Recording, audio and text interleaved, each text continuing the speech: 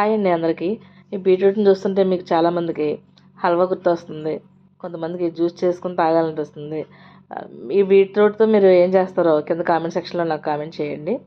నేను ఈజీగా పని అవ్వడానికి అప్పటికప్పుడు నాకు ఏమైనా కావాలంటే టెన్షన్ పడకుండా, కంగారు పడకుండా ఈజీగా అవ్వడానికి ముందుగా బీట్రూట్‌ని జ్యూస్ తయారు చేసుకొని క్యూబ్‌లా తయారు చేస్తానండి.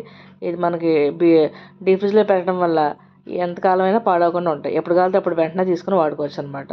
నేను ఎలా స్టోర్ చేస్తానో మీరు కూడా చూసి తెలుసుకోండి ఒకసారి.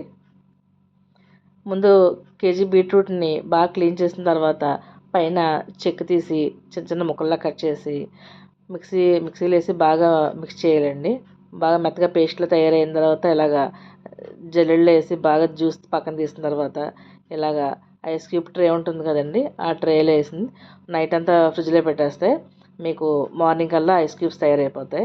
ఇలా తయారైపోయిన ఐస్ క్యూబ్స్లో నేను చిన్న కవర్లో వేసి డీప్ ఫ్రిడ్జ్లో పెట్టుకుంటానండి. దీన్ని డైలీ ఒక క్యూబ్ తీసుకుని ఫేస్కి అప్లై చేసుకుంటే మీకు చర్మం చాలా గ్లో వస్తుంది, ఫేస్ చాలా బాగుంటుంది. ఒకసారి ట్రై చేసి చూడండి, తేడా మీకే తెలుస్తుంది.